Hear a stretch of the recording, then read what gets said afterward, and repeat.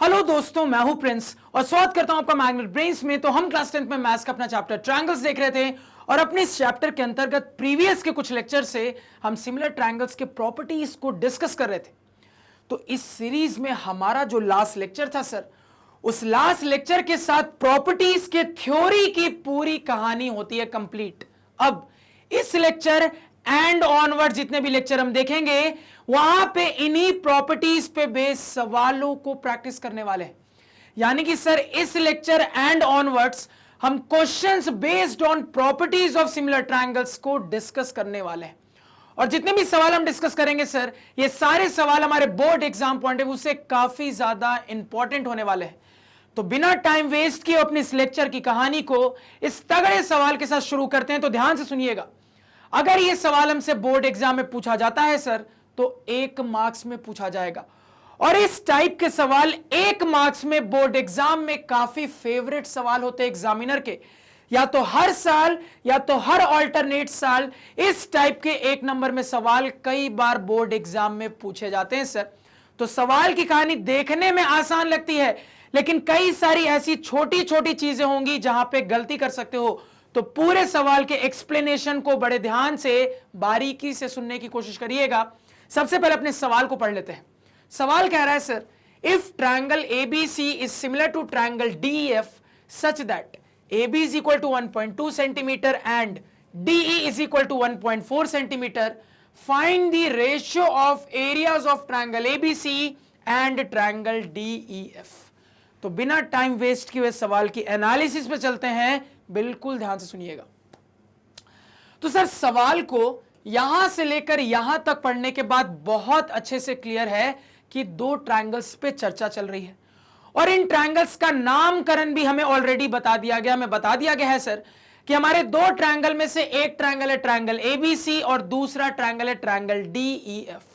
और इसके साथ साथ इतनी दूरी में यह भी बता दिया गया है सर कि मेरे दोनों ट्रायंगल्स आपस में सिमिलर है और इस सिमिलैरिटी को बकायदा इस नोटेशन की मदद से यहां पे आपको डेटा गिवन है सर। और क्या गिवन है सर? तो आगे जाके AB की लेंथ गिवन है और DE की लेंथ भी गिवन है। अब ये AB और D क्या है सर?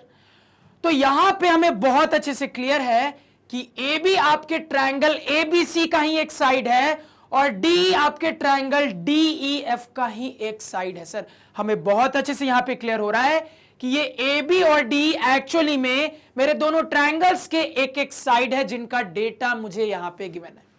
अब क्या कहा जा रहा है सर? तो फाइनली मुझसे इन्हीं दोनों ट्रायंगल्स के एरियाज का रेशियो पूछा जा रहा है। तो सवाल की कहानी तो समझ ली। अब मुद्दा यह है सर, क्या कंसेप्ट अप्लाई करेंगे? कंसेप्ट अप्लाई करने के लिए कैसे कैसे सोचेंगे? ध्यान से सुनना। तो सवाल पढ़ के बहुत अच्छे से क्लियर हो रहा है सर कि सवाल के अंदर ट्रायंगल्स के एरिया पे बात चल रही है।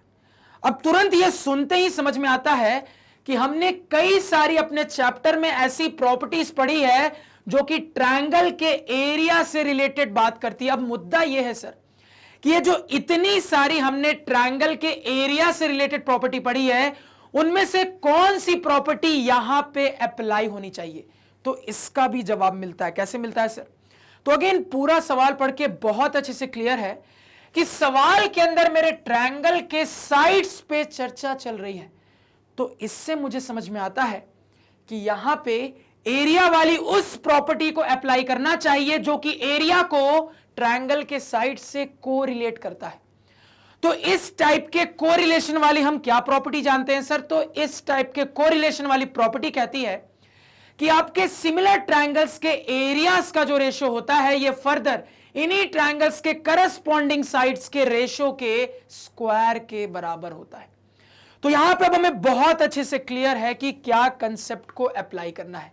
और यहां पे हमें सवाल की शुरुआत में बकायदा बता दिया गया है कि मेरे दोनों ट्रायंगल्स आपस में सिमिलर हैं, यानी कि हम अपने प्रॉपर्टी को बड़ी आसानी से अप्लाई कर सकते हैं। याद रखिएगा, एरिया वाली जितनी भी प्रॉपर्टी होती है ना, उसमें आपको यह गिवन होना चाहिए कि आपके ट्रायंगल्स का सेट आपस में सिमिलर है, क्योंकि जब तक आपको यह गिवन नहीं होगा कि ट्रायंगल्स का सेट आपस में सिमिलर है, तब तक आप प्रॉपर्टी कोई भी एरिया वाली प्रॉपर्टी अप्लाई नहीं कर सकते। तो यहां पे बकायदा ये गिवन भी है कि मेरे दोनों ट्रायंगल्स के सेट आपस में सिमिलर है, यानी कि हम इस प्रॉपर्टी की यहां पे बात कर सकते हैं।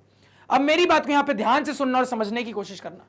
मान लो मैं अपने ट्रायंगल एबीसी के एरिया को कुछ इस तरीके से डिनोट करता हूं, एरिया ऑफ ट्रायंगल एबीसी। इसी तरीके से मान लो अपने ट्रायंगल डीईएफ के एरिया को मैं कुछ इस तरीके से डिनोट करता हूं, एरिया ऑफ ट्रायंगल डीईएफ। तो फाइनली क्या पूछा जा रहा है सर? तो फाइनली आपसे इन्हीं ट्रायंगल्स के एरियाज का रेशियो पूछा जा रहा है। अब देखो इंटरेस्टिंग बातें सवाल में क्या क्या है, ध्यान से सुनना। पहली इंटरेस्टिंग बात कि सर आपसे जब ट्रायंगल्स के एरियाज का रेशियो पूछा जा रहा है तो सीधे सीधे डायरेक्टली ऐसा नहीं पूछा कि आप मुझे area of triangle ABC divided by area of triangle DEF निकाल के दिखाओ, या फिर आपसे डायरेक्टली ऐसा भी नहीं पूछा कि area of triangle DEF divided by area of triangle ABC निकाल के दिखाओ। सर आपसे ट्रायंगल्स के एरियाज का रेशियो जरूर पूछा जा रहा है, लेकिन डायरेक्टली आपको बताया नहीं गया कि यह पूछा जा रहा है या फिर यह पूछा जा रहा है। तो क्या करें सर? कैसे डिसाइड करेंगे कि जब हम अपने ट्रायंगल्स के एरियाज के रेशियो की बात करेंगे तो किस ट्रायंगल की कहानी को ऊपर रखना है, किसको नीचे रखना है? क्योंकि सवाल ने डायरेक्टली कुछ इस तरीके से मुझे बताया ही नहीं है कि मुझे अपने रेशियो को किस तरीके से क्रिएट करना है, किस ट्रायंगल को ऊपर रखना है, किस ट्रायंगल को नीचे रखना है। तो इस सिचुएशन में क्या दिमाग लगाएं सर? कैसे डिसाइड करें कि यह निकालना है या फिर यह निकालना है? मतलब बहुत मुद्दे वाला सवाल। कैसे डिसाइड करेंगे कि यह कैलकुलेट करना है या फिर यह रेशियो कैलकुलेट करना है? अब देखो कैसे डिसाइड करेंगे, ध्यान से सुनना। तो सर इस टाइप के रेशियो की सिचुएशन हमारे लिए सवालों में नई नहीं है। इस टाइप के रेशियो वाली कई सारी सिचुएशन हम पहले भी पुराने चैप्टर्स में कई सवालों में देख के आ चुके हैं, जहां पे सीधे सीधे कौन सा रेशियो निकालना है ये आपको सवाल नहीं बताता। तो इस टाइप की सिचुएशंस में कैसे डिसाइड करते हैं सर कि मेरे रेशियो में किसको ऊपर रखना है, किसको नीचे रखना है? तो ध्यान से सुनिएगा कंसेप्ट क्या हमने सीखा है। तो इस टाइप के सिचुएशन के लिए हमने अपना कंसेप्ट बहुत अच्छे से यह सीखा है सर कि जिस लाइन में आपसे रेशियो के बारे में पूछा जाता है उस लाइन में यह देखिए कि ऑब्जेक्ट्स को किस तरीके से इंट्रोड्यूस किया गया है। यानी कि जिस चीज को पहले इंट्रोड्यूस किया गया है, जिस चीज को बाद में इंट्रोड्यूस किया गया है, उसको उस वाली रेशियो पूछने वाली लाइन में एनालाइज करिए। और कंसेप्ट कहता है सर कि ये जो रेशियो पूछने वाली लाइन होती है, उस लाइन में जिस चीज को पहले इंट्रोड्यूस किया जाता है वो आपके रेशियो का न्यूमरेटर बनता है, जिस चीज को बाद में इंट्रोड्यूस किया जाता है वो आपके रेशियो का डिनोमिनेटर बनता है। तो एक बहुत इंपॉर्टेंट पॉइंट जो कि हमेशा याद रखिएगा, कोई भी ऐसा सवाल आपको कहीं पे भी मिलता है जहां पे आपसे किसी रेशियो के बारे में पूछा जा रहा है और सवाल पढ़ के आपको यह क्लियर नहीं है कि रेशियो में न्यूमरेटर किसको बनाना है, डिनोमिनेटर किसको बनाता है, तो इस टाइप के सिचुएशन में हमेशा यही कंसेप्ट लगता है कि जो रेशियो पूछने वाली लाइन है ना, उस लाइन में देखिए कि किस तरीके से चीजों को इंट्रोड्यूस किया गया है। जो चीज उस लाइन में पहले इंट्रोड्यूस होगी वो आपके रेशियो का न्यूमरेटर बनेगा, जो चीज उस लाइन में बाद में इंट्रोड्यूस होगी वो आपके रेशियो का डिनोमिनेटर बनेगा। तो अगर मैं इस कंसेप्ट को यहां पे अप्लाई करूं सर, तो दिख रहा है कि मेरी ये जो आखिरी वाली लाइन है सर, इस आखिरी वाली लाइन में रेशियो के बारे में बात चल रही है। अब इस लाइन में जब अपनी चीजों को ढूंढेंगे तो मुझे दिख रहा है सर पहले ए बी सी को इंट्रोड्यूस किया गया है, बाद में डी एफ को इंट्रोड्यूस किया गया है। यानी क्या मुझे क्लियर है कि मुझे एक्चुअली में अपने इस वाले रेशियो की वैल्यू कैलकुलेट करनी है। अगर मैं इस वाले की कर दूंगा तो मुझे लड्डू नंबर मिल जाएंगे, 0 नंबर मिल जाएंगे।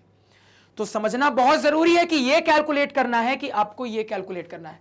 तो कंसेप्ट से क्लियर है कि चूंकि एबीसी पहले इंट्रोड्यूस हुआ है हमारी रेशियो पूछने वाली लाइन में, इसी वजह से एबीसी की कहानी न्यूमरेटर में रहेगी और डीएफ की कहानी डिनोमिनेटर में रहेगी। यानी एक्चुअली में आपसे यह पूछा जा रहा है।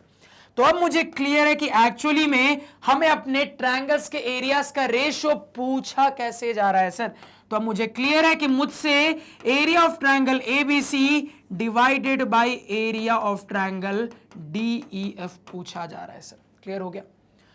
तो कंसेप्ट कहता है कि हमारे सिमिलर ट्रायंगल्स के एरियाज का जो रेशियो होगा ये फर्दर इन्हीं ट्रायंगल्स के करस्पॉन्डिंग साइड्स के रेशियो के स्क्वायर के बराबर होगा। अब ध्यान से सुनिएगा सर, सिमिलैरिटी का नोटेशन हमारे सामने है, तो इस नोटेशन की मदद से हम बड़ी आसानी से पता कर सकते हैं कि ट्रायंगल्स में कौन से साइड के कौन करस्पॉन्डिंग है, ये हम बड़ी आसानी से पता कर सकते हैं। अब समझिएगा बात को, जब यहां पे इस चीज को पता करेंगे तो हमें एनालाइज हो रहा है सर कि मेरे ट्रायंगल के साइड ए बी के करस्पॉन्डिंग क्या है सर, तो डी है। अगेन एनालाइज हो रहा है सर मेरे ट्रायंगल के साइड बी सी के करस्पॉन्डिंग क्या है सर, तो ई एफ है। अगेन एनालाइज हो रहा है कि मेरे ट्रायंगल के साइड ए सी के करस्पॉन्डिंग क्या है सर, तो डी एफ है। तो जब हम अपने रिजल्ट का यहां पे इस्तेमाल करेंगे तो बहुत अच्छे से क्लियर है सर कि इन तीन करस्पॉन्डिंग की कहानी की मदद से यहां पे तीन और रेशियो आएंगे सर। बहुत अच्छे से क्लियर है कि अब आगे तीन और रेशियो की बात की जा सकती है, लेकिन मुद्दा यह है कि मुझे जो कैलकुलेट करना है उसके लिए क्या मुझे तीनों रेशियो पे फोकस करना पड़ेगा या तीनों में से किसी एक से काम हो जाएगा? तो कॉमन सेंस से समझ में आ रहा है सर कि आगे अपने रिजल्ट में हम तीन रेशियो पे और बात कर सकते हैं, लेकिन हमें तीनों कंसीडर करने की जरूरत नहीं है। हमें अपने सवाल के डेटा के हिसाब से इन तीन में से किसी एक को लेना होगा, मेरा काम हो जाएगा। मुद्दा यह है इन तीन में से कौन से वाले को लेंगे। तो देखिए कौन से साइड का डेटा गिवन है, तो आपको दिख रहा है सर कि ए बी डी ई पे बात चल रही है, यानी कि इससे क्लियर है ये वाला कॉम्बिनेशन बनाना है। अब जब यहां पे इन कॉम्बिनेशन का रेशियो बनाओगे सर, तो ए बी बाई डी बोलूंगा या फिर डी बाई ए बी बोलूंगा। अगेन इसका भी कंसेप्ट आपको सिखाया है। आपने अपने रिजल्ट को यहां पे इस तरीके से प्रेजेंट किया है कि ए बी सी की बात ऊपर है, यानी कि आगे जो भी रेशियो आएंगे उसमें भी ट्रायंगल ए बी सी के पार्ट्स ऊपर दिखने चाहिए, डी एफ के पार्ट्स नीचे दिखने चाहिए। तो इससे मुझे यह क्लियर होता है सर कि मैं अपने कॉम्बिनेशन का जो रेशियो बनाऊंगा ये कुछ इस तरीके से बनेगा, A B divided by DE. इसको समझने में कोई दिक्कत नहीं होनी चाहिए। अब इंटरेस्टिंग बात यह है सर कि आपको ए बी भी गिवन है, डीई भी गिवन है। अब देखो सवाल में और क्या इंटरेस्टिंग है, तो सवाल चाहता तो सवाल को आसान बनाने के लिए सीधे सीधे बोल सकता था कि ये दोनों आपके ट्रायंगल के करस्पॉन्डिंग साइड से, लेकिन सवाल ने ऐसा नहीं किया। सीधे सीधे आपको नहीं बताया कि दोनों साइड्स करस्पॉन्डिंग साइड्स है। यहां पे एनालिसिस से आपको पता करना पड़ा कि ये दोनों साइड्स जिनका डेटा एक्चुअली में गिवन है सर, ये करस्पॉन्डिंग साइड्स है। इसलिए कह रहा हूं कहने के लिए एक नंबर का सवाल है, लेकिन सीखने लायक बहुत सारी छोटी छोटी चीजें हैं जिनको इसी लेक्चर में सीख लो, क्योंकि इस लेक्चर में जो सवाल हम देखेंगे वो 1 नंबर या 2 नंबर वाले ही होने वाले हैं। यहां ये जो छोटी छोटी चीजें हम सीख लेंगे ना, वो आगे के बड़े सवालों में बहुत काम आएंगे, क्योंकि वहां अब हमें उतना ज्यादा छोटी चीजों पे फोकस नहीं करना पड़ेगा, वहां पे अपने बड़े पिक्चर पे हम फोकस कर सकते हैं। तो ये जो छोटी छोटी चीजें इस लेक्चर के सवालों में बताऊंगा ना, उनको बड़े ध्यान से सुनिएगा, क्योंकि बच्चे गलती कर जाते हैं। अब समझना बात को, मान लो बच्चे को सब आता है, ये प्रॉपर्टी याद है, उसने पूरा डेटा भी डाला, आंसर निकाला, लेकिन मान लो उसने गलती से ये आंसर निकाल दिया, उसको ए बी मार्क्स मिलेगा क्या? 0 नंबर मिल जाएंगे। मतलब उसने पढ़ा, उसने सही कंसेप्ट भी अप्लाई किया, लेकिन बस एक छोटी सी गलती, छोटी सी माइनर मिस्टेक के कारण इतना बड़ा ब्लंडर हो गया। तो इसी वजह से ये जो छोटी छोटी कंसेप्ट की गलतियां हैं ना, ये आपसे बिल्कुल भी नहीं होनी चाहिए, इसलिए इतना फोकस के साथ एक्सप्लेन कर रहा हूं। और मैंने अक्सर देखा है कि जो भी रेशियो पूछे जाने वाले सवाल होते हैं ना, उसमें बच्चे ध्यान नहीं देते और कई बार उल्टी रेशियो निकाल लेते हैं। तो ये गलतियां आपको नहीं करनी है। क्लियर हो गया सर? तो मुझे क्लियर है कि एक्चुअली में इस रेशियो की बात करनी है। अब मेरी बात ध्यान से सुनना। तो कंसेप्ट के हिसाब से करस्पॉन्डिंग साइड्स के रेशियो का स्क्वायर। क्लियर है सर? यानी कि मेरा रिजल्ट और आगे जा सकता था, लेकिन और आगे ले जाने की जरूरत ही नहीं है, क्योंकि मुझे एनालाइज हो गया है कि इतने में ही मेरा काम हो जाएगा सर। तो एक्चुअली में मुझे इसी रेशियो को कैलकुलेट करना है जो कि इसके बराबर है, यानी कि ये कैलकुलेट कर लूंगा तो मेरा रेशियो भी ऑटोमेटिकली आ जाएगा। कैलकुलेट कर लेते, ध्यान दीजिएगा। तो ए बी की वैल्यू आपको गिवन है 1.2 सेंटीमीटर, डिवाइडेड बाय डीई की वैल्यू भी आपको गिवन है 1.4 सेंटीमीटर। अब ध्यान से मेरी बात को सुनिएगा, इसका होल स्क्वायर। तो सेंटीमीटर से सेंटीमीटर गया सर, डेसिमल से डेसिमल भी गया। कैसे गया थोड़ा समझिएगा दिमाग में। सर 1.2 को 12/10 लिख सकते हैं, इसी तरीके से 1.4 को 14/10 लिख सकते हैं। तो ये जो 10 आएगा ना, दोनों यहां पे कैंसिल हो जाएगा। आप यहां पे कैलकुलेट करके दिमाग में देखना। तो अल्टीमेटली मेरे पास क्या बचा है सर? तो अल्टीमेटली यहां पे मेरे पास बचा है 12/14 का होल स्क्वायर सर। अब इसको फर्दर सिंप्लीफाई करते हैं। तो सर 2 6 जा 12 हो गया, 2 7 जा 14, यानी कि यहां पे आ रहा है ऊपर न्यूमरेटर में 6 का स्क्वायर 36, डिनोमिनेटर में 7 का स्क्वायर 49, यानी कि हमारा रेशियो हमारे सामने आ चुका है सर। यानी कि मुझसे एक्चुअली इस रेशियो के बारे में पूछा जा रहा था और हमारे ट्रायंगल्स के एरियाज का रेशियो आया है 36/49। ये करेक्ट आंसर होगा। गलती से कोई स्टूडेंट अगर रेशियो 49/36 बना के आ जाएगा, लड्डू नंबर 0 नंबर मिलेंगे। फटाफट कहानी को नोट डाउन करिए। तो अब चलते हैं सर अपने नेक्स्ट सवाल पे, ध्यान से सुनिएगा।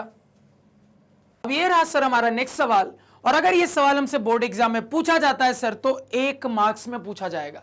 तो सबसे पहले अपने सवाल को पढ़ के सवाल की कहानी समझ लेते हैं। सवाल कह रहा है, in two similar triangles ABC and PQR, if their corresponding altitudes AD and PS are in the ratio 4:9, find the ratio of the areas of triangle ABC and triangle PQR।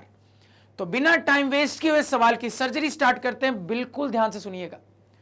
तो कहने के लिए 1 नंबर का सवाल है, बहुत आसान सवाल है, लेकिन उसके बाद भी सवाल में कई सारी ऐसी छोटी छोटी चीजें हैं जिसमें या तो आप कंफ्यूज हो सकते हो या फिर आप गलती कर सकते हो। तो यहां पे पूरे सॉल्यूशन को बड़े ध्यान से सुनना, बहुत सारी इंटरेस्टिंग चीज यहां पे हम ऑब्जर्व करेंगे।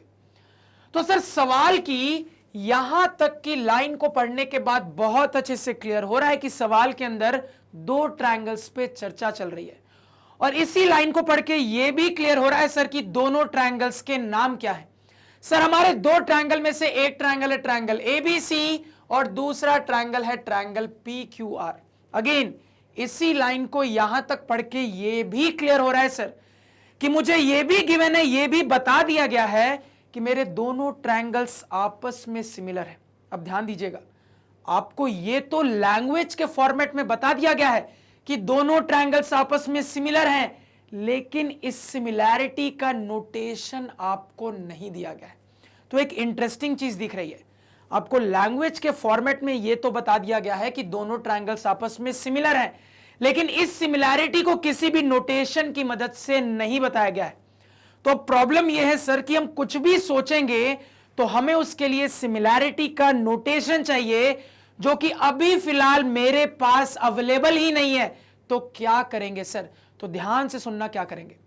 तो आप कहोगे कि सर इस टाइप की सिचुएशन पहले भी सिमिलैरिटी में आ चुकी है, जहां पे हमें लैंग्वेज की मदद से यह तो बोल दिया जाता है कि फलाना ट्रायंगल फलाने ट्रायंगल के सिमिलर है, लेकिन इस बात को नोटेशन की मदद से नहीं बताया जाता है। तो इस टाइप की सिचुएशन को टैकल करने के लिए हमने सीखा है सर कि ट्रायंगल्स को जिस तरीके से उस लाइन में इंट्रोड्यूस किया जा रहा है ना, उसी तरीके से नोटेशन आप कंसीडर कर लीजिए। तो यहां पे फिर से अपनी बात को रिपीट कर रहा हूं, ध्यान से सुनना। तो सर इस टाइप की सिचुएशन जहां पे हमारे ट्रायंगल्स के सिमिलैरिटी के बारे में लैंग्वेज की मदद से तो बताया जाता है, लेकिन नोटेशन की मदद से नहीं बताया जाता है, तो इस टाइप की सिचुएशन में हम ये अज्यूम करके चलते हैं सर कि हमारी इस लाइन में जिस तरीके से ट्रायंगल्स को इंट्रोड्यूस किया गया है, जिस तरीके से ट्रायंगल्स का नाम लिखा गया है, उसी तरीके से सिमिलैरिटी का नोटेशन लिख लेंगे सर। तो अगर इस कंसेप्ट को यहां पे अप्लाई कर दूं तो यहां से समझ में आ रहा है सर कि नोटेशन कुछ यूं होना चाहिए कि triangle ABC is similar to triangle PQR। ये समझने में किसी को कोई दिक्कत नहीं होना चाहिए। तो सबसे पहले तो ये गिवन है सर। अब देखो आगे जाके क्या बात चल रही है। तो आगे जाके मेरे इन्हीं 2 ट्रायंगल्स के करस्पॉन्डिंग ऑल्टीट्यूड्स का एक सेट गिवन है सर। आगे जाके मेरे इन्हीं 2 ट्रायंगल्स के करस्पॉन्डिंग ऑल्टीट्यूड्स का एक सेट गिवन है, और सेट के ऑल्टीट्यूड्स मुझे बता दिए गए हैं कि AD और PS है। अब ध्यान से मेरी बात को सुनना सर, AD ऑल्टीट्यूड और PS ऑल्टीट्यूड किस ट्रायंगल के ऑल्टीट्यूड है, यह आपको डायरेक्टली नहीं बताया गया है। तो क्या आप सिर्फ नाम के मदद से यह पता नहीं कर सकते कि कौन सा ऑल्टीट्यूड किस ट्रायंगल का होगा? तो आप कहोगे बिल्कुल कर सकते हैं सर, आपने सिखाया है। तो यहां पे नाम की मदद से हम बहुत ही अच्छे से जज कर पा रहे हैं सर कि चूंकि ऑल्टीट्यूड एडी के नाम में वर्टेक्स ए आ रहा है, यानी कि ये जो ऑल्टीट्यूड है सर ये मेरे ट्रायंगल एबीसी का ऑल्टीट्यूड है।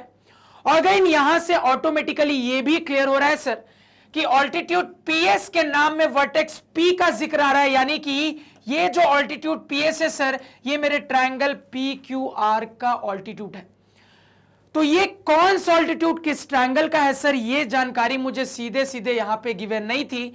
हमने अपने कंसेप्ट की मदद से यहां पे बड़ी आसानी से पता कर लिया कौन सा ऑल्टीट्यूड किस ट्रायंगल का होगा।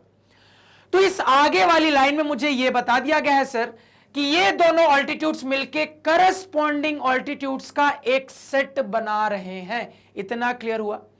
अब देखो आगे जाके इसी ऑल्टीट्यूड्स के रेशियो पे भी बात हुई है। अब अगेन यहां पे भावनाओं को समझने की कोशिश करिएगा।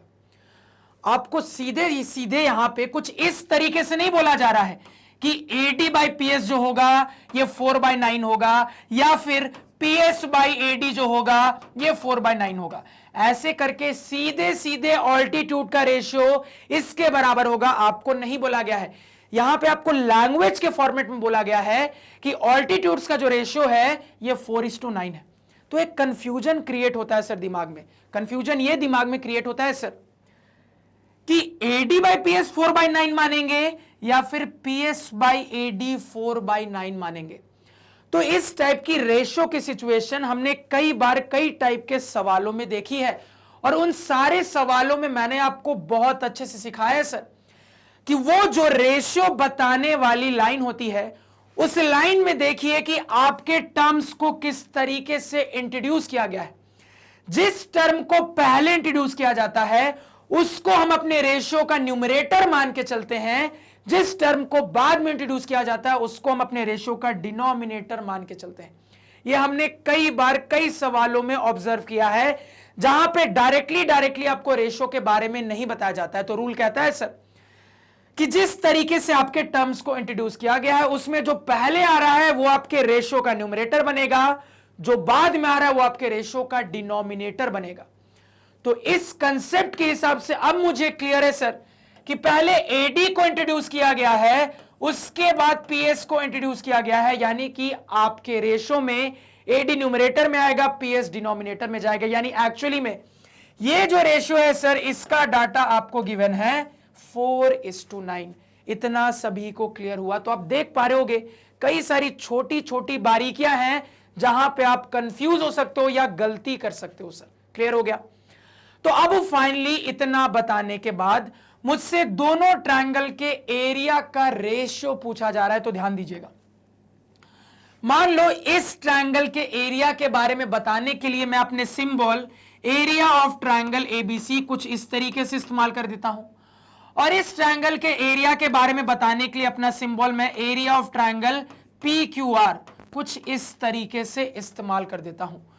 तो मुझसे क्या पूछा जा रहा है सर, मुझसे मेरे ट्रायंगल्स के एरियाज का रेशियो पूछा जा रहा है।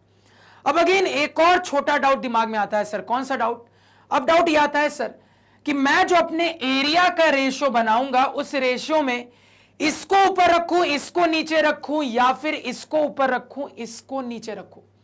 यानी कि अब जो मैं अपने एरिया के रेशियो की बात करने वाला हूं सर, उसमें किस ट्रायंगल को ऊपर रखना है, किसको नीचे रखना है, यह कैसे डिसाइड करेंगे सर?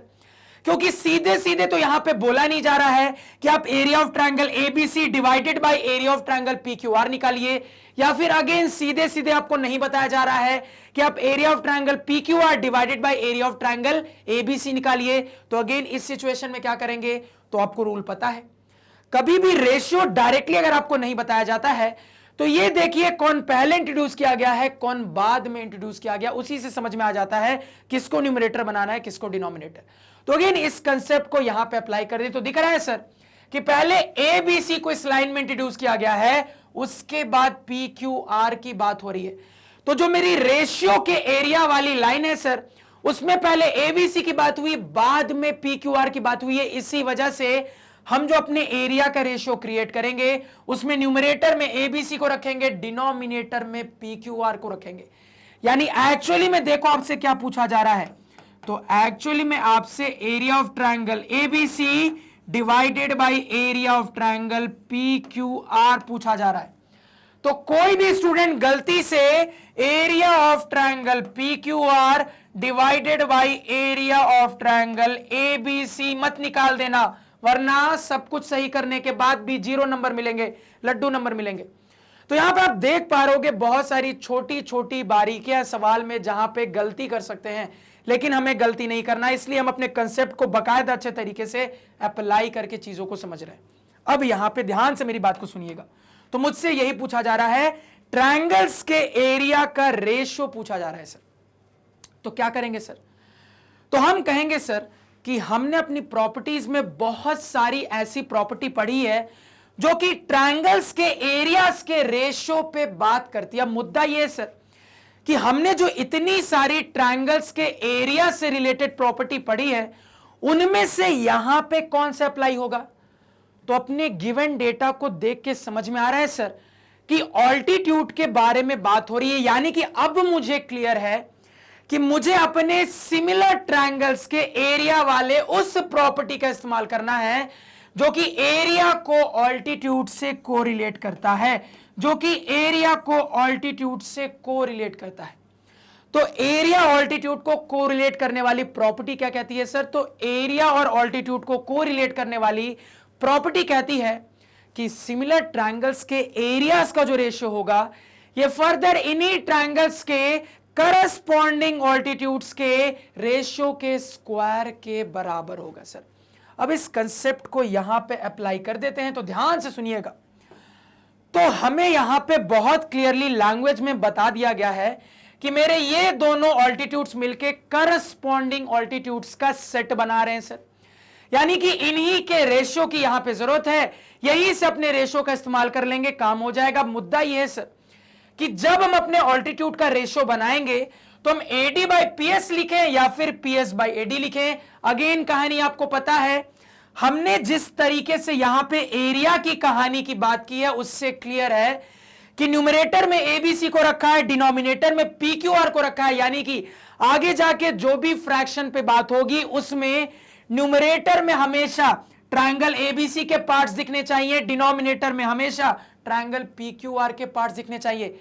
इस हिसाब से चूंकि मुझे पहले ही क्लियर हो गया था कि इस ट्रायंगल का ये ऑल्टीट्यूड है, इस ट्रायंगल का ये ऑल्टीट्यूड है, यानी कि अब मुझे यहां पे क्लियर है कि आगे जो मैं रेशियो यूज करने वाला हूं, इसके न्यूमरेटर में AD मिलेगा और डिनोमिनेटर में PS मिलना चाहिए सर।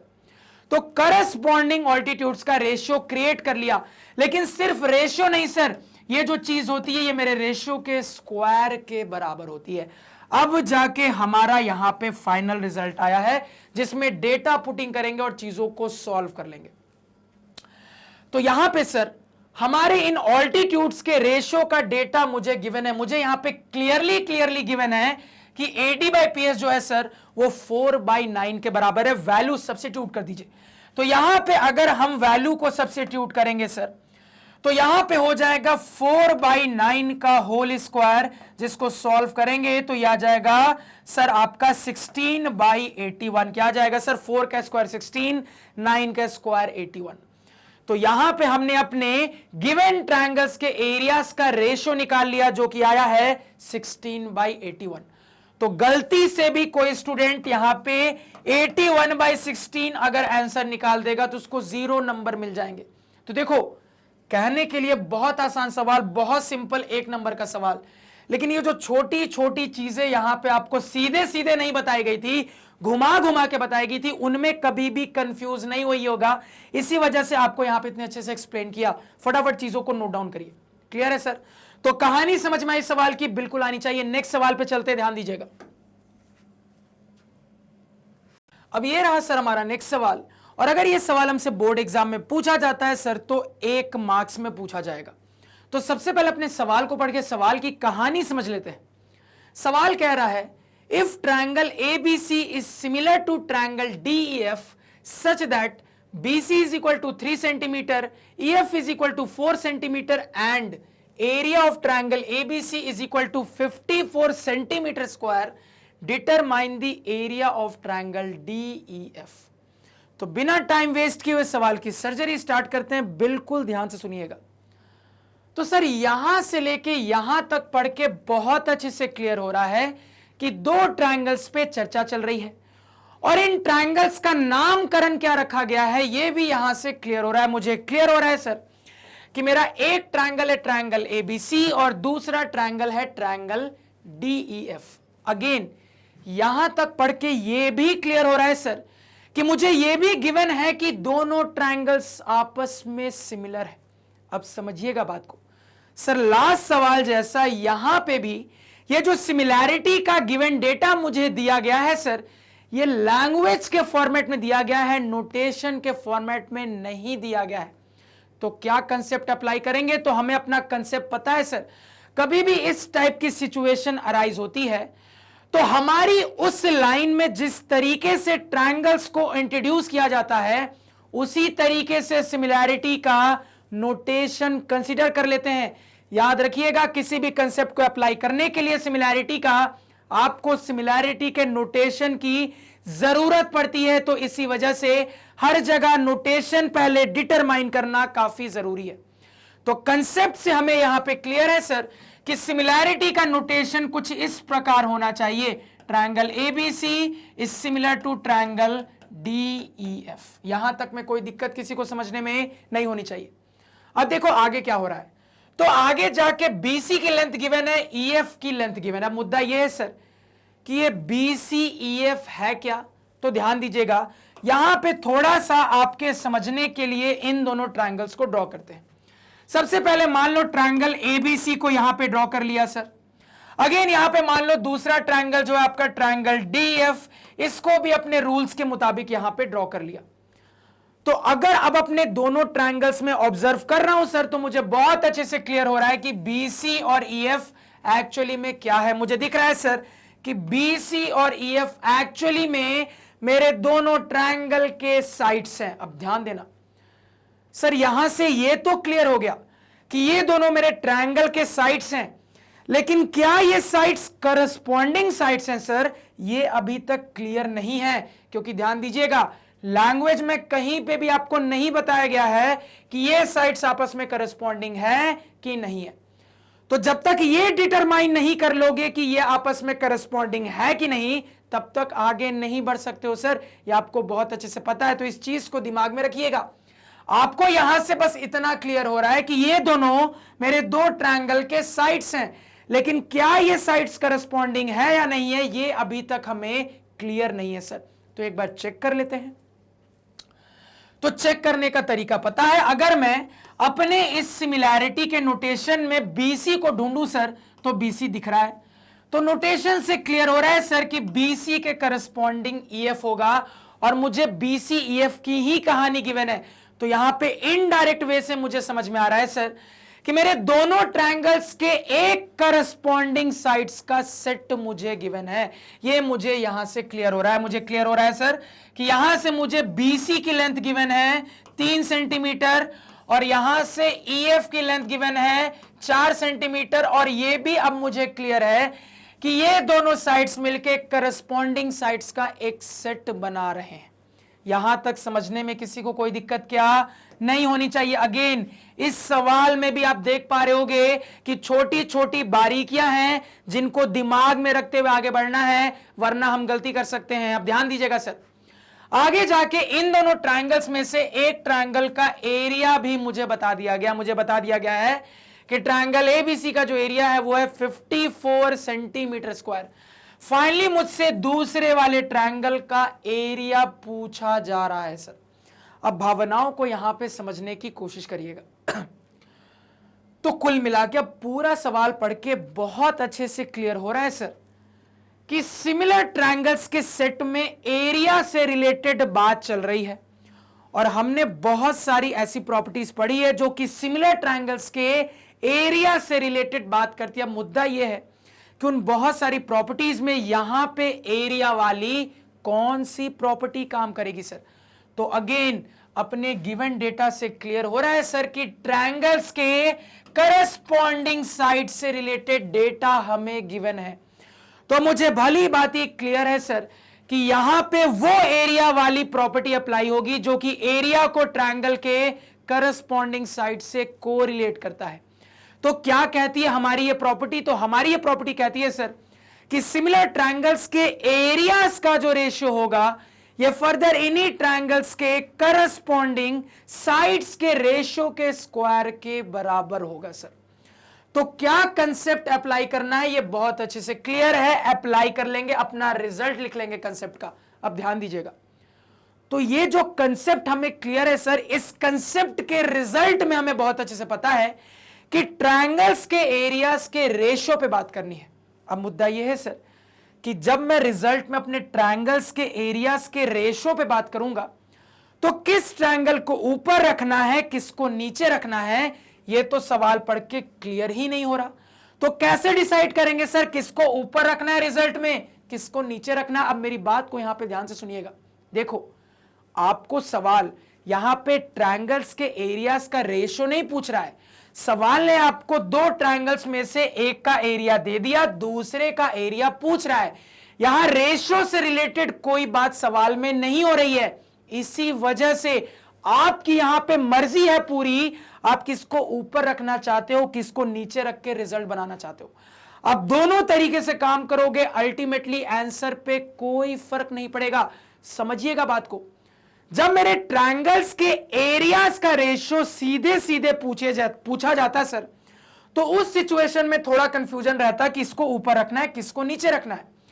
लेकिन यहां पे कहानी कुछ ऐसी है कि एक का एरिया गिवन है, दूसरे का पूछा जा रहा है, तो ऊपर किसको रखना है, नीचे किसको रखना है, इससे अल्टीमेटली कोई फर्क नहीं पड़ने वाला है। ये आपको यहां पे क्लियर है। तो जिसको मर्जी ऊपर रख लो, जिसको मर्जी नीचे रख लो सर।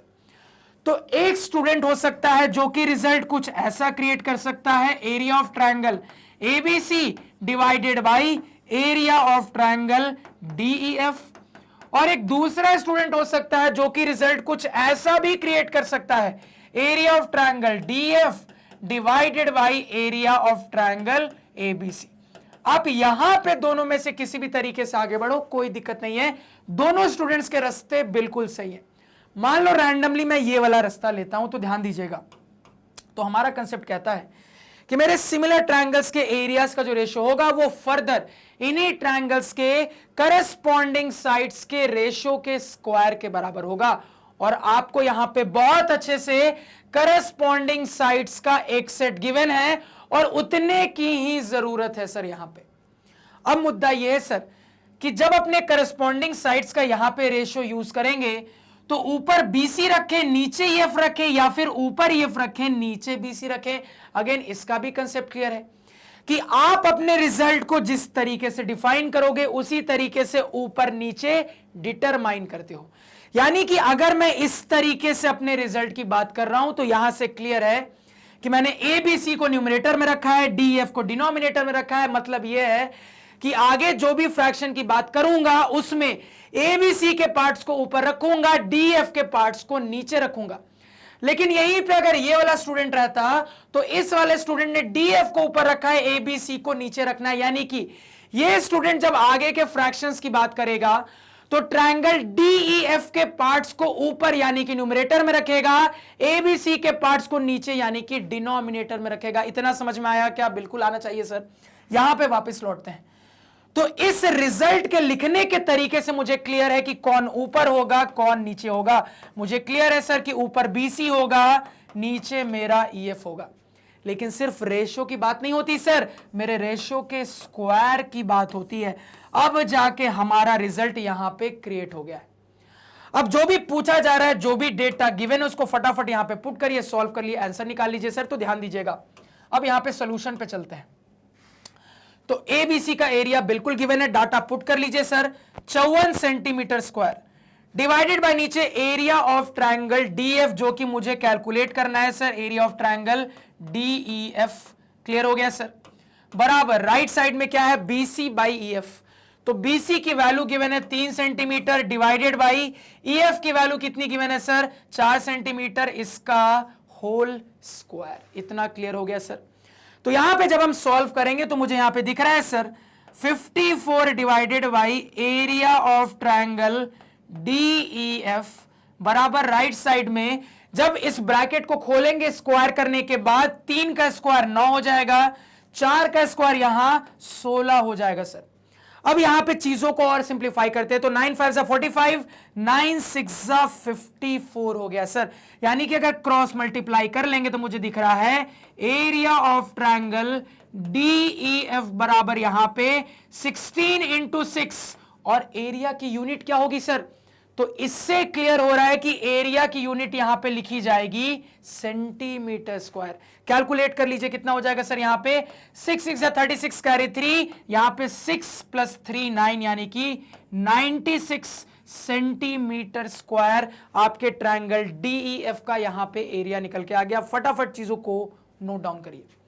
तो देखो ये जो छोटे छोटे सवाल है ना, कहने के लिए छोटे हैं लेकिन आपके सर पे बम गिरा सकते हैं अगर आप छोटी चीजों पे ध्यान नहीं दोगे।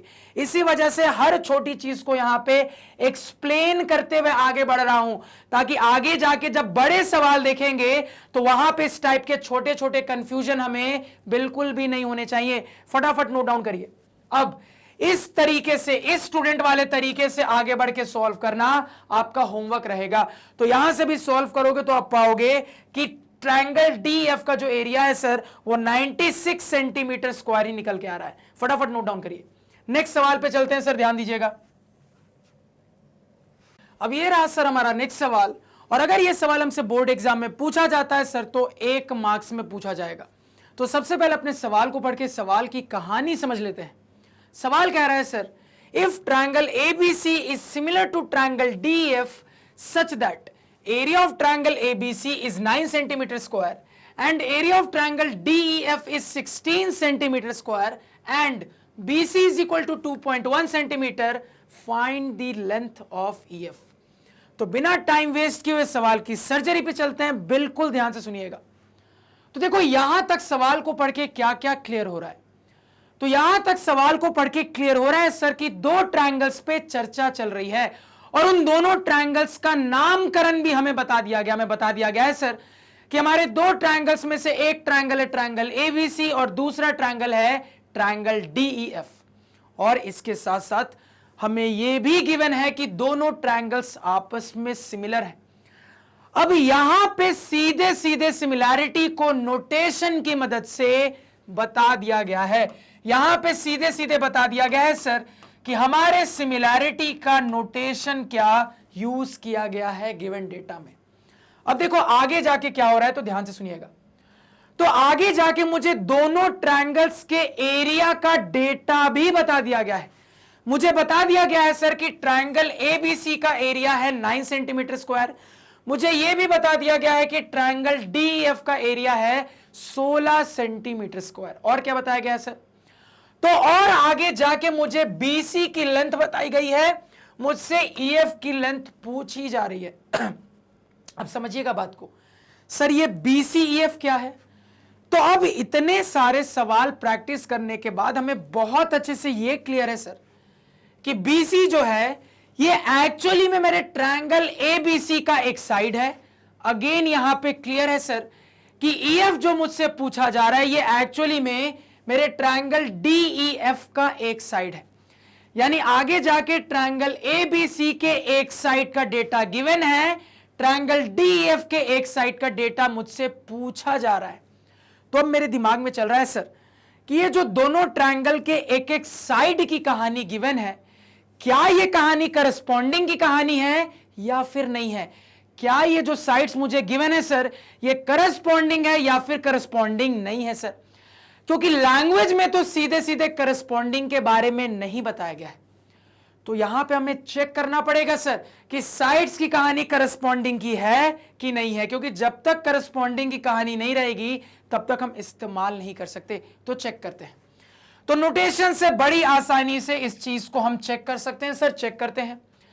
तो BC पे बात चल रही है, तो अगर इस नाम में BC को ढूंढे सर तो दिख रहा है इस नोटेशन के हिसाब से कि BC के करस्पॉन्डिंग EF होना चाहिए, और EF पे चर्चा हो भी रही है। तो मुझे यहां पे भली बात ही बहुत अच्छे से अब ये क्लियर हो रहा है सर कि यहां पे मेरे BC और EF जो है ये करस्पॉन्डिंग साइड्स का एक सेट बना रहे हैं। अब यहां पे मुद्दा यह है सर कि सवाल को सॉल्व करने के लिए EF को कैलकुलेट करने के लिए कौन सा कंसेप्ट अप्लाई करें। तो पूरा सवाल पढ़ के बहुत अच्छे से क्लियर है कि सिमिलर ट्रायंगल्स के सेट के लिए एरिया से रिलेटेड बात चल रही है सर, और हमने कई सारी ऐसी प्रॉपर्टीज पढ़ी है जो कि सिमिलर ट्रायंगल्स में एरिया से रिलेटेड बात करते हैं। अब मुद्दे ये है सर कि एरिया से रिलेटेड बात करने वाला तो बहुत सारी प्रॉपर्टी होती है, यहां कौन सा अप्लाई करेंगे? तो अगेन सवाल पढ़ के क्लियर हो रहा है सर कि यहां पे आगे जाके ट्रायंगल के साइड से रिलेटेड डेटा गिवन है, यानी कि अब मुझे यहां पे बहुत अच्छे से क्लियर हो रहा है कि यहां पे एरिया का वो प्रॉपर्टी लगेगा जो कि सिमिलर ट्रायंगल्स के एरिया को इन्हीं ट्रायंगल्स के करस्पॉन्डिंग साइड से कोरिलेट करता है सर। तो सब कुछ हमारे सामने क्लियर हो चुका है। अब अपने प्रॉपर्टी का रिजल्ट लिख लेंगे, तो फिर से ध्यान से सुनिएगा। तो प्रॉपर्टी के रिजल्ट में मुझे पता है सर कि ट्रायंगल्स के एरियाज के रेशो पे बात करनी होगी। अब अगेन कंफ्यूजन सर कि जब ट्रायंगल्स के एरियाज के रेशो पे बात करूंगा तो किस ट्रायंगल को ऊपर रखूंगा, किसको नीचे रखूंगा? तो अगेन यहां पे आपको टेंशन लेने की जरूरत नहीं है सर, क्योंकि कहीं पे भी सवाल आपसे सीधे सीधे रेशो के बारे में नहीं पूछ रहा है। कहीं पे भी सवाल आपसे सीधे सीधे रेशो के बारे में नहीं पूछ रहा है। तो इसी वजह से यहां पे आपकी पर्सनल चॉइस हो जाती है सर कि आप अपना रिजल्ट कैसे फ्रेम करना चाहते हो। आप चाहो तो अपना रिजल्ट इस तरीके से फ्रेम कर सकते हो कि एबीसी को ऊपर रखो, डीएफ को नीचे रखो, या फिर कोई दूसरा स्टूडेंट हो सकता है जो कि ऐसे भी रिजल्ट को फ्रेम कर सकता है कि डीएफ को ऊपर रखे, एबीसी को नीचे रखे, कोई दिक्कत नहीं है। समझिएगा बात को। चूंकि सीधे सीधे रेशियो से रिलेटेड आपसे कुछ नहीं पूछा गया है, इसी वजह से यहां पे कंफ्यूजन की कोई जरूरत ही नहीं है सर, कंफ्यूजन की कोई गुंजाइश ही नहीं है। अब दोनों में से किसी तरीके से रेशियो बनाओ, अल्टीमेटली आंसर पे कोई फर्क नहीं पड़ेगा। कंफ्यूजन वहां पे होता है जहां पे सीधे सीधे रेशियो आपसे पूछा जाता है। अगर सीधे सीधे रेशियो नहीं पूछा जा रहा है तो कंफ्यूजन की कोई गुंजाइश नहीं होनी चाहिए। आप कैसे भी रेशियो क्रिएट करो, सॉल्यूशन पे फर्क नहीं पड़ेगा। इस इंपॉर्टेंट बात को भी अगेन आप दिमाग में रखिएगा, और यह चीज आपने पिछले वाले सवाल में भी ऑब्जर्व किया होगा सर। अब देखो यहां पे, तो मान लो यहां पे सर एक स्टूडेंट रेशियो ऐसे बनाता है, area of triangle ABC divided by area of triangle DEF. Sir एक दूसरा स्टूडेंट हो सकता है जो कि रेशियो कुछ ऐसे बनाए, area of triangle DEF divided by area of triangle ABC. दोनों ही रास्ते से चल सकते हो, कोई दिक्कत नहीं है।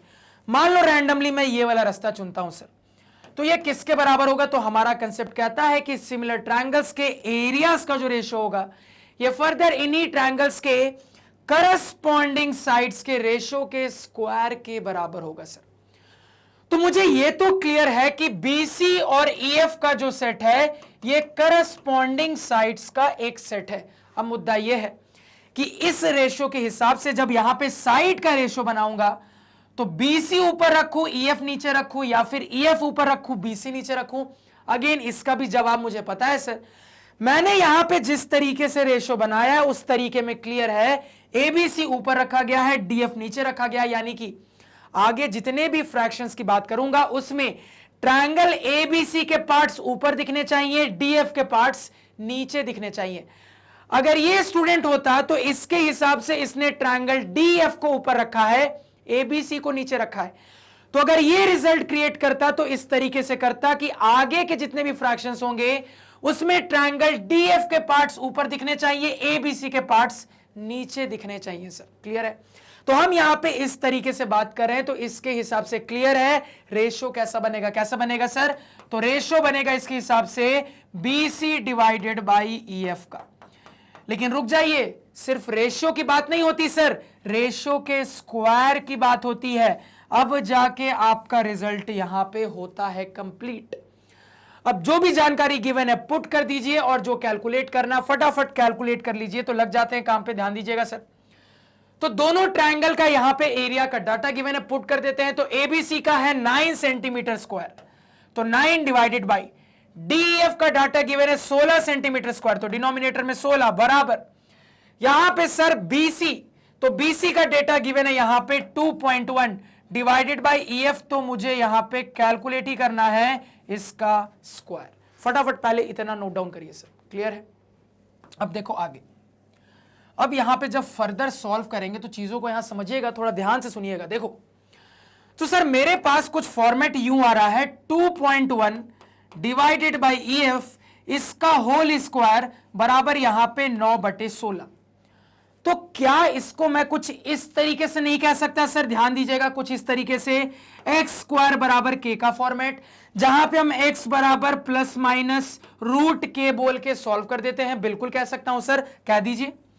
तो यहां पे अगर मैं ऐसा कह दूंगा तो मैं यहां पे एक तरीका आगे सॉल्व करने का ऐसा बोल सकता हूं सर, 2.1 डिवाइडेड बाई EF बराबर प्लस माइनस स्क्वायर रूट के अंदर 9/16। यानी कि फर्दर सॉल्व करूं तो 2.1 डिवाइडेड बाई EF बराबर यहां पे प्लस माइनस साइन के साथ 9 का स्क्वायर रूट 3 हो जाएगा, 16 का स्क्वायर रूट 4 हो जाएगा। यानी कि सर दो साइड का सॉल्यूशन, दो टाइप का सॉल्यूशन आता हुआ दिख रहा है। एक सॉल्यूशन कह रहा है सर मेरा 2.1 डिवाइडेड बाई EF बराबर प्लस साइन वाला लेंगे, यानी कि तो ये हो जाएगा 3/4। और अगर माइनस के साथ सॉल्यूशन कंसीडर करेंगे सर तो ये हो जाएगा 2.1 डिवाइडेड बाई EF बराबर यहां पे -3/4। अब यहां वाली बात को पहले समझिएगा। तो यहां से क्लियर हो रहा है सर कि जब EF को कैलकुलेट करेंगे तो एक नेगेटिव वैल्यू आएगी। ये यहां पे बहुत अच्छे से दिख रहा है, क्लियर हो रहा है। और EF क्या है सर? तो EF एक्चुअली में मेरे ट्रायंगल DEF का ही एक साइड है। क्या ट्रायंगल का साइड कभी भी नेगेटिव हो सकता है? नहीं हो सकता है सर, यानी कि ये आंसर हो गया रिजेक्ट। ये सॉल्यूशन रिजेक्ट हो जाएगा सर। तो एक्चुअली में किस सॉल्यूशन पे वर्क करेंगे? तो यहां पे सर एक्चुअली में हम अपने पहले वाले सॉल्यूशन पे वर्क करके चीजों को सॉल्व करेंगे। ध्यान देने वाली बात है सर यहां पे देखो, तो यहां पे मान लो इस डेसिमल को हटा देते हैं, तो हटाएंगे तो ये बन जाएगा 21/10। 10 EF से मल्टीप्लाई हो जाएगा, यानी कि हो जाएगा सर 10 EF बराबर 3/4। देखो मुझे बहुत अच्छे से पता है कि डेसिमल के फॉर्मेट में कैलकुलेट करना बहुत सारे स्टूडेंट्स के लिए थोड़ा टफ है, तो मैं सजेस्ट करता हूं कि keep your calculation as simple as possible.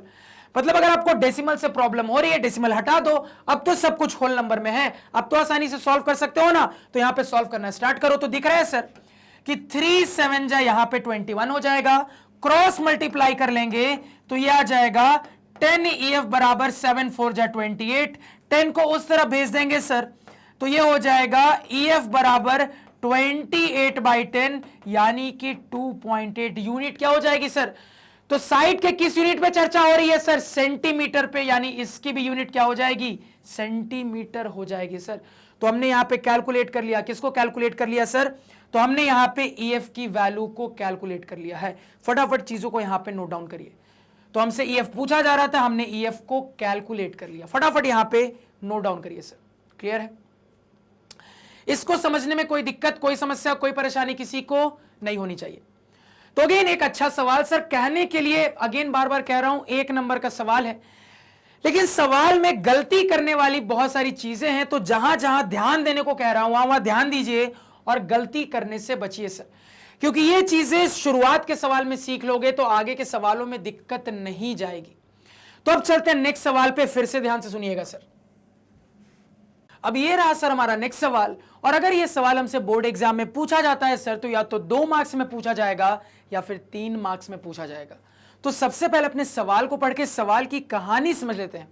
सवाल यहां पे कह रहा है sir, in the given figure, जैसा कि हम देख पा रहे हैं कि इस पर्टिकुलर सवाल के लिए ऑलरेडी हमें अपना फिगर गिवन है, ऑलरेडी हमें अपना फिगर प्रोवाइड किया गया है, और इस गिवन फिगर में हम बहुत क्लियरली 2 ट्रायंगल्स को स्पॉट कर पा रहे हैं सर।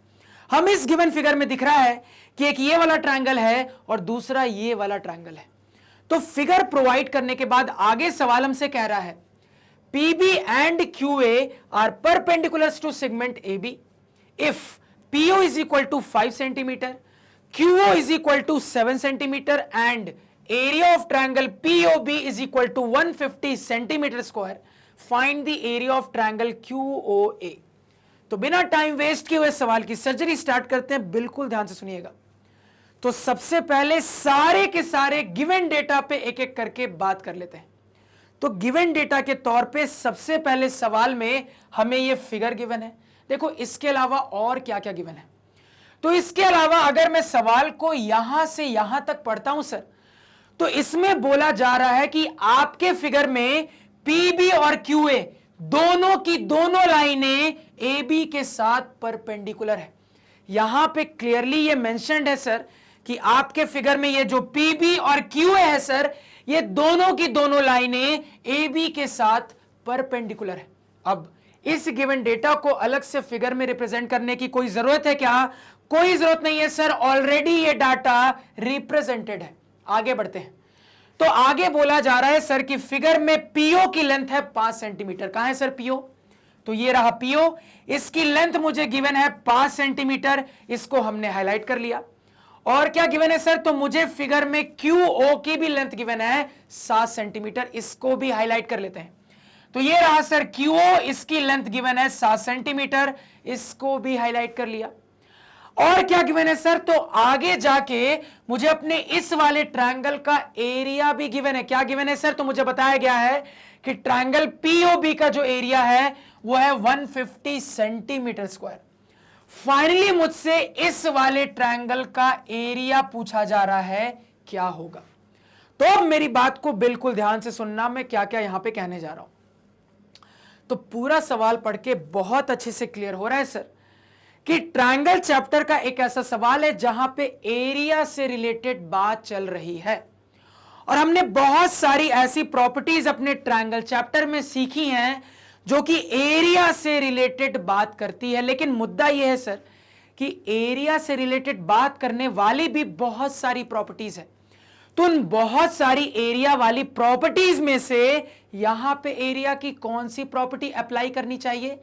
तो पूरा सवाल पढ़ के इसका भी जवाब मिलता है। मुझे बहुत अच्छे से दिख रहा है सर कि सवाल के लैंग्वेज में एरिया से रिलेटेड तो बात चली रही है सर ट्रायंगल की, साथ साथ ट्रायंगल के साइड से रिलेटेड भी बात चल रही है। तो इससे मुझे बहुत अच्छे से क्लियर है कि एरिया वाली कौन सी प्रॉपर्टी का सहारा लेना पड़ेगा। इससे मुझे क्लियर है सर कि इस सवाल को सॉल्व करने के लिए एरिया वाली उसी प्रॉपर्टी का इस्तेमाल करेंगे जो कि एरिया को ट्रायंगल के साइड से कोरिलेट करती है। तो ये वाली एग्जैक्ट प्रॉपर्टी कहती क्या है सर? तो ये वाली एग्जैक्ट प्रॉपर्टी कहती है सर कि सिमिलर ट्रायंगल्स के एरियाज का जो रेशियो होता है ये फर्दर इन्हीं ट्रायंगल्स के करस्पॉन्डिंग साइड्स के रेशियो के स्क्वायर के बराबर होता है। तो अगर मैं इस प्रॉपर्टी के डेफिनेशन पे फोकस कर रहा हूं तो एक बहुत इंपॉर्टेंट चीज हमें रियलाइज हो रही है। हमें यह रियलाइज हो रहा है सर कि इस प्रॉपर्टी के काम करने के लिए हमें पहले से यह गिवन होना चाहिए कि दोनों ट्रायंगल्स आपस में सिमिलर है।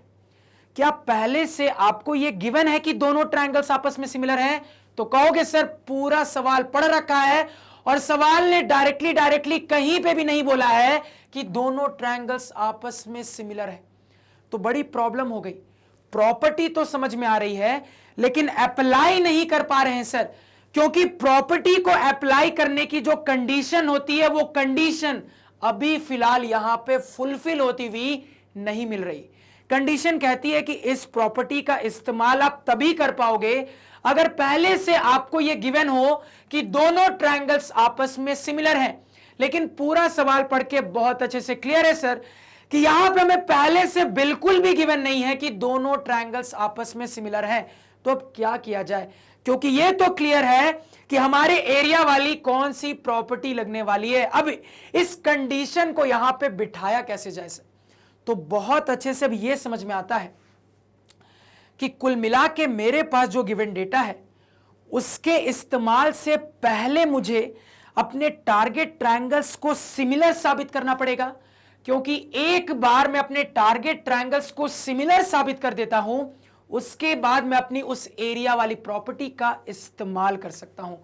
तो अब आपको इस ऑर्डर में बहुत अच्छे से समझ में आ गया होगा कि कैसे कैसे आगे बढ़ना है। तो यहां पे इस सवाल में बहुत अच्छे से क्लियर है सर कि सबसे पहले अपने गिवन डेटा की मदद से मुझे टारगेट ट्रायंगल्स को सिमिलर साबित करना पड़ेगा, और एक बार मेरे ट्रायंगल सिमिलर साबित हो गए तो हमारी कंडीशन फुलफिल हो जाएगी और हम अपने एरिया वाली प्रॉपर्टी का यहां पे इस्तेमाल कर पाएंगे और आंसर को कैलकुलेट कर पाएंगे। लग जाओ काम पे। तो कभी भी अगर ट्रायंगल्स को सिमिलर साबित करना होता है तो सबसे पहले सबसे सिंपल वाले क्राइटेरिया की मदद से सिमिलर करने की कोशिश करते हैं, यानी कि डबल ए क्राइटेरिया फिट बैठाने की कोशिश करते हैं। अब ध्यान दीजिएगा, अगर यहां पे अपने गिवन डेटा की बात की जाए सर, तो अपने गिवन डेटा से फिगर में बहुत अच्छे से डबल ए में से एक ए का सेट तो मुझे ऑब्जर्व हो रहा है। मुझे बहुत अच्छे से अपने गिवन डेटा की मदद से फिगर में दिख रहा है कि इस ट्रायंगल का ये वाला एंगल 90 डिग्री और इस ट्रायंगल का ये वाला एंगल 90 डिग्री, यानी कि सर एक ए की कहानी अपने गिवन डेटा से मुझे अपने फिगर में दिख गई है। अब बस दूसरे ए की कहानी दिख जाएगी तो काम हो जाएगा। लेकिन सर पूरा का पूरा गिवन डेटा फिगर में ऑलरेडी हाईलाइटेड है, कोई भी दूसरे ए की कहानी डायरेक्टली फिगर में गिवन नहीं है। लेकिन यहां पे बहुत अच्छे से मेरा जो यहां पे ट्रायंगल्स का सेट क्रिएट हो रहा है उसमें मुझे दिख रहा है सर कि ये एक स्पेशल टाइप का फिगर है, और स्पेशल टाइप के फिगर में हमारे पास एंगल का डेटा इनडायरेक्ट तरीके से आ सकता है सर। तो ये जो स्पेशल टाइप का फिगर क्रिएट हो रहा है सर, उसमें हमें बहुत अच्छे से पता है सर कि vertically opposite angles are equal. यहां से इनडायरेक्ट तरीके से एक और ए का डेटा लाया जा सकता है, और बिल्कुल इसी टाइप का स्पेशल फिगर यहां पे दिख रहा है सर। तो यहां पे अपने वर्टिकली अपोजिट एंगल्स की कहानी की मदद से मुझे अपना दूसरा ए का भी सेट मिल गया। तो एक ए यहां पे मिला सर, दूसरा ए यहां पे मिला, तो यहां पे हमने बड़ी आसानी से अपने दोनों ट्रायंगल्स को सिमिलर साबित कर दिया है। अब बस सिमिलर साबित करने से नहीं होता सर, सिमिलैरिटी का नोटेशन भी लिखना पड़ता है। तो अब सिमिलैरिटी के नोटेशन पे बात करते हैं, ध्यान से सुनिएगा। देखो, मान लो सबसे पहले इस ट्रायंगल का नाम लिख लेते हैं। अब ध्यान देना मेरी बात पे। देखो सर, इस ट्रायंगल का नाम मैं कई तरीके से रैंडमली लिख सकता हूं, लेकिन मैं उस नाम को प्रेफर करूंगा जो कि मेरा सवाल इस्तेमाल कर रहा है। मेरा सवाल ट्रायंगल का कौन सा नाम इस्तेमाल कर रहा है? तो ट्रायंगल पीओबी इस्तेमाल कर रहा है। तो इसी वजह से मैं भी उसी नाम को प्रेफर करूंगा सर, चीजों को आसान रखने के लिए, जो नाम मेरा सवाल भी इस्तेमाल कर रहा है। दैट्स इट, सिंपल सा कंसेप्ट। तो यहां पे सवाल के हिसाब से इस ट्रायंगल का मान लो मैं अपना नाम लिख लेता हूं ट्रायंगल पीओबी। तो triangle POB is similar to, अब करस्पॉन्डिंग की कहानी की मदद से दूसरे वाले ट्रायंगल का भी नाम लिख लेते हैं। ध्यान से सुनिएगा सर। देखो, तो एंगल के टर्म में करस्पॉन्डिंग की कहानी ये चेक करते हैं सर, ध्यान से सुनिएगा। सबसे पहले एंगल पी, तो क्या आपको इस ट्रायंगल के एंगल पी से रिलेटेड कुछ भी पता है? कहोगे नहीं पता है सर, तो यहां पे फर्स्ट पोजीशन की जगह खाली छोड़ दी। अब सेकंड पोजीशन पे चलते हैं। तो सेकंड पोजीशन पे एंगल ओ की बात हो रही है सर। तो मुझे दिख रहा है इस ट्रायंगल के एंगल ए ओ के करस्पॉन्डिंग उस वाले ट्रायंगल का भी एंगल ओ है, यानी यहां सेकंड पे ओ है तो यहां पे भी सेकंड पे ओ आ जाएगा सर। और आगे चलते हैं। अब यहां पे एंगल बी की बात चल रही है सर, तो मुझे यहां पे अगेन ऑब्जर्व हो रहा है इस वाले ट्रायंगल के एंगल बी के करस्पॉन्डिंग इस वाले ट्रायंगल का एंगल ए है, यानी कि यहां पे थर्ड पे बी के करस्पॉन्डिंग ए आना चाहिए। तो ध्यान दीजिएगा सर, मेरे दूसरे वाले ट्रायंगल के नाम के अल्फाबेट्स हैं ओ, क्यू और ए, जिसमें से ऑलरेडी आपने ओ और ए का इस्तेमाल कर लिया, तो जो बचा है खाली जगह पे डाल दीजिए। खाली जगह पे हमने क्यू को डाल दिया। तो हमारे ट्रायंगल्स के सिमिलैरिटी का सही नोटेशन क्या आएगा, ये हमारे सामने आ चुका है। तो हमने यहां पे अपने ट्रायंगल्स को डबल ए क्राइटेरिया की मदद से सिमिलर साबित कर दिया।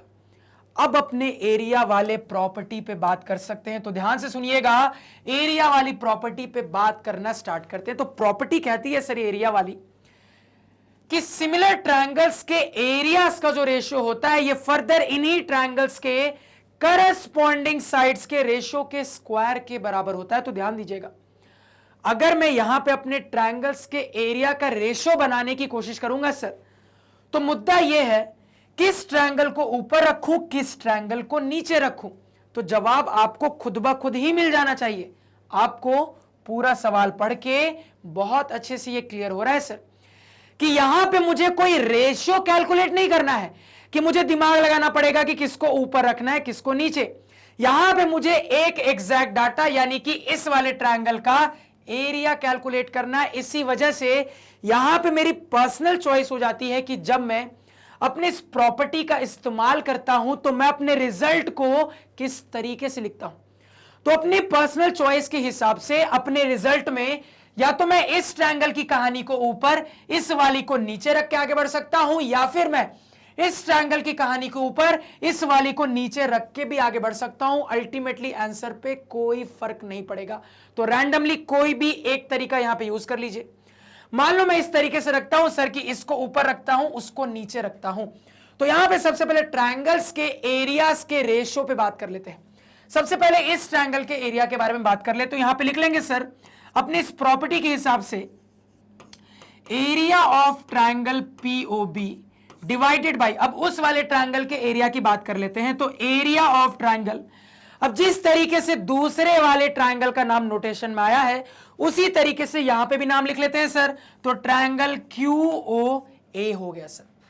तो हमारे सिमिलर ट्रायंगल्स के एरियाज का जो रेशियो होता है ये फर्दर इन्हीं ट्रायंगल्स के करस्पॉन्डिंग साइड्स के रेशियो के स्क्वायर के बराबर होता है। आप समझिएगा बात को, यानी कि आगे बात करने के लिए पहले आपको करस्पॉन्डिंग साइड की कहानी देखनी पड़ेगी। तो पहले यहां से देखिए करस्पॉन्डिंग साइड की कहानी क्या क्या, ध्यान दीजिएगा। तो यहां से मुझे अगर मैं देखूं सर तो दिख रहा है कि PO और QO आपस में करस्पॉन्डिंग है। अगेन दिख रहा है सर OB और OA आपस में करस्पॉन्डिंग है। अगेन इसके अलावा दिख रहा है PB और QA भी आपस में करस्पॉन्डिंग साइड्स का सेट बना रहे हैं सर। अब समझना बात को सर, आपको बहुत अच्छे से पता है ये कि जब आप आगे साइड वाला रिजल्ट लिखोगे तो 1 2 3 और रेशियो आने हैं। तो क्या इतने सारे रेशियो की मुझे जरूरत है? इतने सारे की कोई जरूरत नहीं है सर। यहां पे जिन टारगेट साइट्स पे बात हो रही है सिर्फ उन्हीं पे फोकस रखते हुए एनालिसिस को आगे बढ़ाते हैं। तो टारगेट साइट क्या क्या है सर? तो टारगेट साइट जिन पे चर्चा हो रही है वो है PO और QO। और मुझे यहां पे दिख रहा है सर कि PO और QO एक्चुअली में मेरे ट्रायंगल्स के करस्पॉन्डिंग साइट्स का एक सेट है। तो सीधे सीधे आपको PO और QO को करस्पॉन्डिंग साइट का सेट नहीं बताया गया था। एनालिसिस के बाद क्लियर हो रहा है कि PO और QO आपके ट्रायंगल्स के करस्पॉन्डिंग साइट्स का एक सेट बना रहे हैं सर। तो जहां पे जिस टर्म्स में डेटा गिवन है उसी का डायरेक्टली इस्तेमाल कर लेते हैं सर।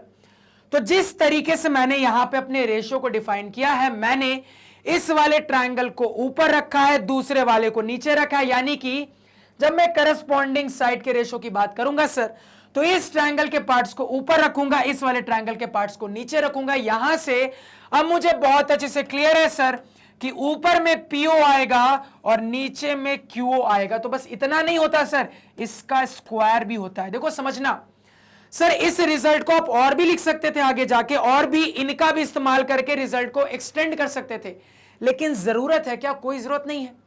जितने चीजों से रिलेटेड काम करना है उतने में काम को फिनिश किया। अननेसेसरली सवाल को एक्सटेंड करने की कोई आवश्यकता नहीं है सर। तो अब मुझे यहां पे बहुत क्लियरली ऑब्जर्व हो रहा है कि मेरे पास ये जो फाइनलाइज होके रिजल्ट आया है सर प्रॉपर्टी की मदद से, इस रिजल्ट में कुल मिला के 4 पार्ट में से 3 पार्ट गिवन है, एक को कैलकुलेट करना है। नहीं कर सकते क्या? बिल्कुल आसानी से कर सकते हैं। कैलकुलेट करते हैं सर, ध्यान दीजिएगा। सबसे पहले एरिया ऑफ ट्रायंगल POB, इसका डेटा गिवन है 150 centimetre square divided by area of triangle QA, ये तो कैलकुलेट करना है सर। तो यहां पे नीचे लिख लेंगे एरिया ऑफ ट्रायंगल QOA, जिसे मुझे यहां पे कैलकुलेट करना है, बराबर राइट साइड में PO लेंथ गिवन है 5 centimetre divided by QO again length given है 7 सेंटीमीटर, इसका स्क्वायर सर। अब फर्दर कैलकुलेशन देखते हैं, ध्यान दीजिएगा। तो यहां पे हो जाएगा 150। मान लो थोड़ी देर के लिए मेरे पास जगह कम है, इसको कुछ x मान लेता हूं, तो मेरे पास आ रहा है सर 150 बाई x बराबर यहां पे 5 का स्क्वायर 25 हो जाएगा सर, और नीचे 7 का स्क्वायर यहां पे 49 हो जाएगा। चीजों को और सिंप्लीफाई करने की कोशिश करते हैं, ध्यान देना सर। तो 5 5 जा 25 हो गया, उसके बाद 5 3 जा 15 हो गया, और यहां पे 0 हो गया सर। अगेन 5 6 जा 30 हो गया सर। तो यहां पे क्रॉस मल्टीप्लाई करें तो x बराबर कितना हो जा रहा है सर? 49 इंटू 6। और ये x क्या है? तो ये x एक्चुअली में मेरे ट्रायंगल QOA का एरिया है सर, और जिसकी यूनिट क्या हो जाएगी, तो सवाल के लैंग्वेज से क्लियर है कि यूनिट इसकी निकल के आएगी सेंटीमीटर स्क्वायर। कैलकुलेट कर लीजिए। तो यहां पे अगर कैलकुलेट करेंगे सर तो मेरा आ रहा है, एरिया आ रहा है 9 6 जा 54 का 4 कैरी 5, 6 4 जा 24 प्लस 5 29, यानी कि 294 सेंटीमीटर स्क्वायर। तो हमने अपने ट्रायंगल QOA का एरिया निकाल लिया है, जो कि आ रहा है 294 सेंटीमीटर स्क्वायर। फटाफट यहां पे चीजों को नोट डाउन करिए।